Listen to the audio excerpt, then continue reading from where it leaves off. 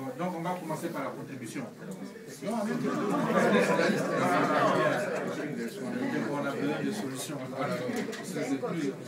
Ok, Toumani, vas-y. Oui, en fait, c'était pas réellement pour poser une question, c'était pour ajouter un point de vue par rapport à ce que le grand frère Pala a dit.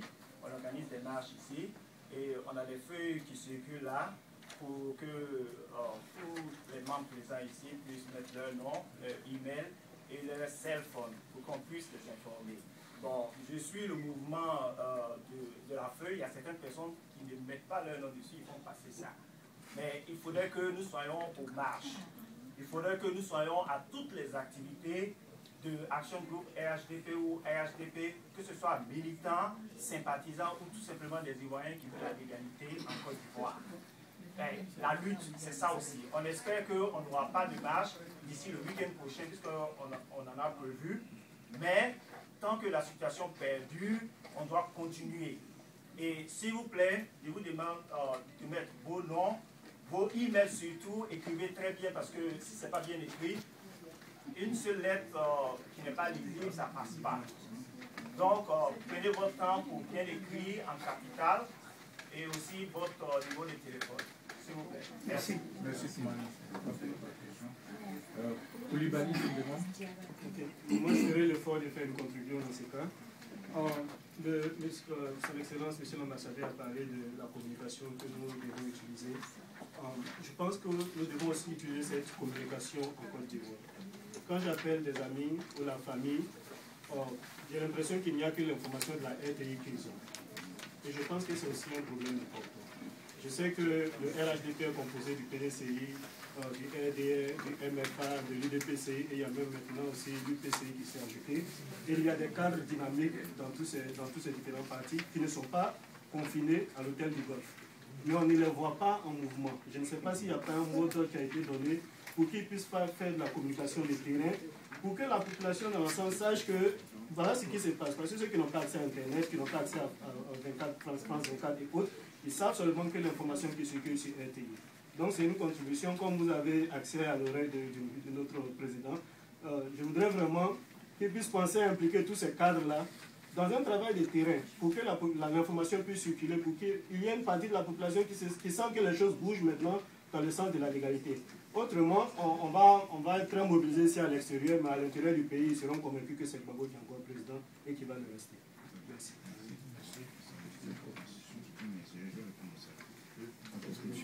Non, mais... Ou bien que ça puisse dynamique. Bon, je voulais répondre là. S'il vous plaît. Oui.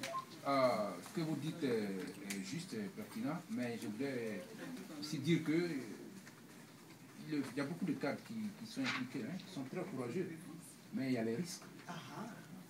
Il y a les hauts risques. Et je ne vous cache pas que moi-même j'étais à Abidjan pendant 1 ou 2 mois. Mais je suis sorti de façon audible. Parce que on n'a plus de liberté en Côte d'Ivoire. Vous allez à l'aéroport avec un billet, vous voulez sortir, on vous refoule à l'aéroport. Vous avez occupé une fonction, que ce soit une autre fonction, vous ne sortez pas aujourd'hui. Sauf si vous êtes LMP. Vous, votre femme, vos proches, ils ne sortent pas. Vous prenez votre voiture, voilà à l'intérieur, arrivez au GESCO, on vous retourne, on contrôle, on vous retourne. Nous sommes en prison, intramuros. Alors, vous allez, bien sûr, on a des méthodes, c'est comme on communique quand même comme on peut, on fait ce qu'on peut, mais on fait vraiment d'être très prudent. Donc, il ne faut pas minimiser le rôle de nos cadres et de nos militants et de tous les combattants de la liberté, de la démocratie en Côte d'Ivoire. Ça dépasse même le cadre même du RHDP. Alors, c'est pourquoi il faut accélérer justement vos actions ici, le combat ici. Vous êtes plus que vous êtes libre. Moi, c'est pourquoi je n'hésite pas. Je suis dehors, donc je peux parler. Je dois utiliser mon temps, je ne peux pas rester dans mon confort. Mais les autres sont là-bas et c'est chaque jour que j'appelle pour savoir ce qui se passe, dans quel quartier. Comment c'est 13 jours. De Pougon à Bobo, on appelle à l'intérieur. Les maisons sont marquées. Je l'ai dit, les gars marquent les maisons.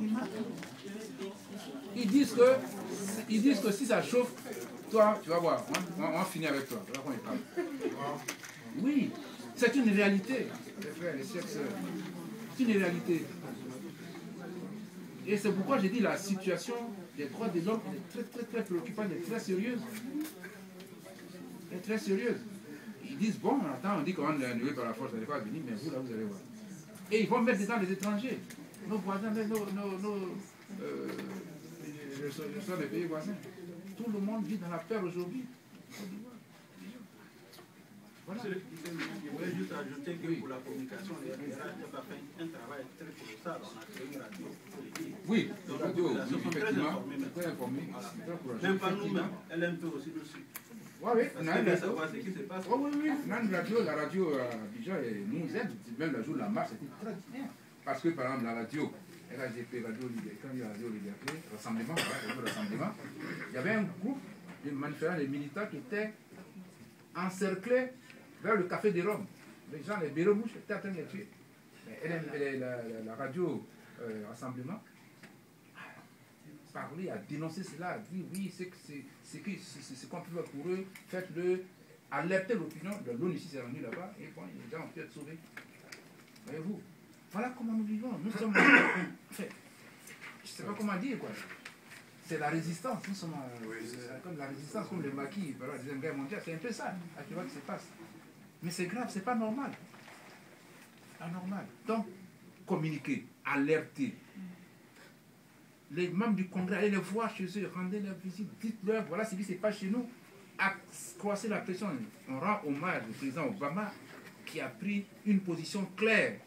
Il dit jamais on va permettre que les élections de la Côte d'Ivoire soient volées. Le droit du peuple sera respecté, la volonté du peuple sera respectée. Et il est ferme dessus. Il a même commis, vous êtes ici, le ministre, le secrétaire d'État d'Affaires africaines, Carson, qui suit ça. Il y a une équipe à la Maison Blanche, une équipe au département d'État qui suit l'affaire. Donc il n'y a pas de problème de ce côté. Mais les congressmen doivent être aussi impliqués. Ça, j'insiste et je réinsiste. Les étudiants également, vous voyez, les universités.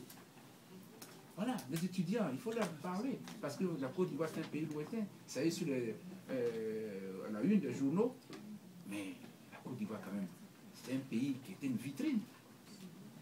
C'était une vitrine. Donc, que quelque chose soit fait. Voilà, je vous encourage à amplifier la communication. Merci, Excellence. Ok. Continue, parce que tu as dit que tu as je mets ton nom alors. Oui, allez, vas-y. Voilà, c'était pour ajouter au chapitre de la communication dans Excellence vient de parler.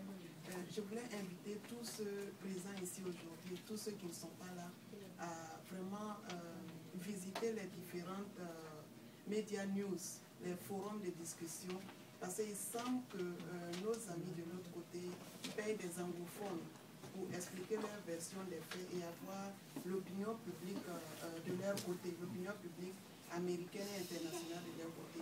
Donc j'invite tous ceux qui le peuvent à visiter ces forums-là comme HuffingtonPost.com, Politico.com, MSNBC.com, etc., etc. Il y a des forums de discussion là-bas. Vous allez toujours trouver des articles en anglais sur cette crise-là. Et il faut répondre. Il y a un endroit où on demande qu'est-ce que vous en pensez. Il faut répondre pour démentir ce qu'ils sont en train d'afficher dans les médias. Okay. Et c'est une manière de combattre aussi à mon avis. D'accord, merci. Merci. Oui. Merci. Moi, je voudrais surtout intervenir sur l'intervention du Conseil constitutionnel.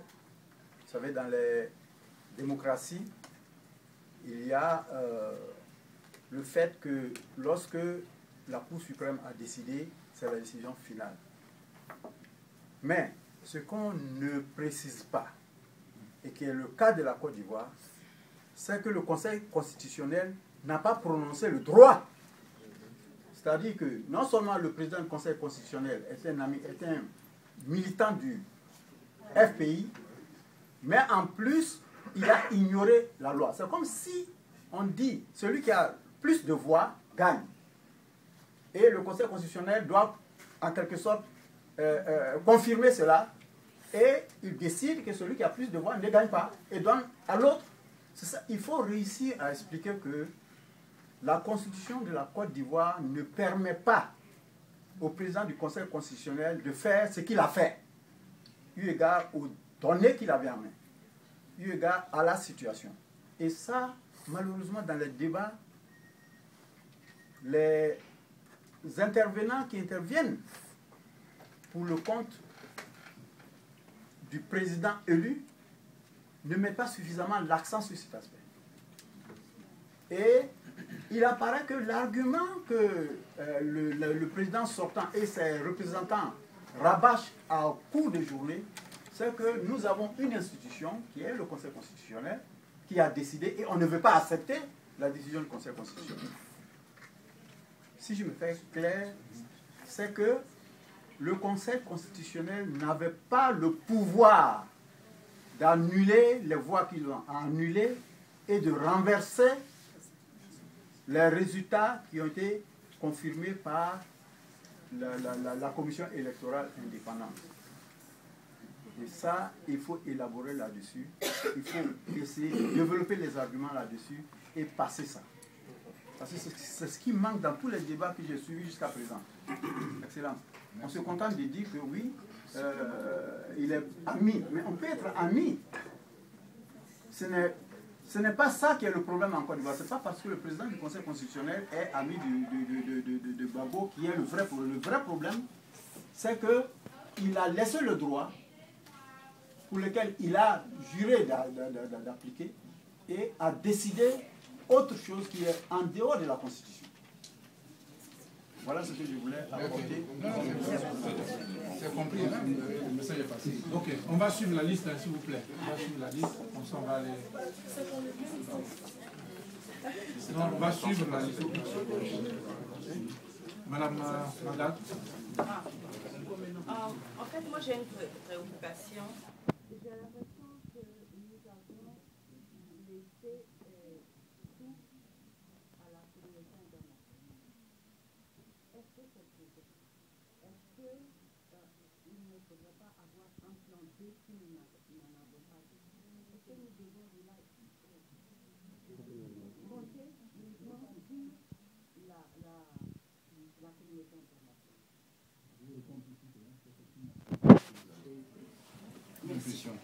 Parce que la communauté internationale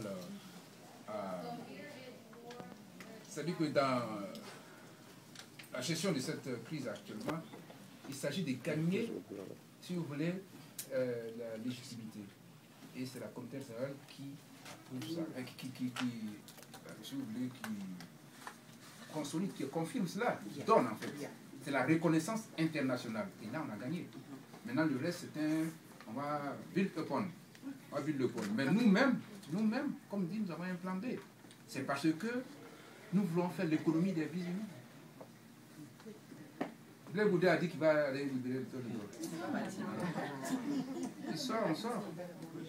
Bon, voilà. Donc c'est pour dire que non, on ne peut pas faire comme eux. On a le respect de la vie humaine. Okay. Madame Siloué. Son Excellence, bonsoir. Ma préoccupation était surtout sur le Conseil constitutionnel qu'il avait abordé. Je voudrais en savoir un peu plus. Qu'est-ce que la Constitution de la Côte d'Ivoire dit? Qu'est-ce que nos lois disent? Parce que dernièrement, j'ai entendu M. Gbagbo à la télévision, quand on lui posait une question, il dit que le Conseil constitutionnel a dit que j'ai gagné. Qu'est-ce que notre Conseil dit?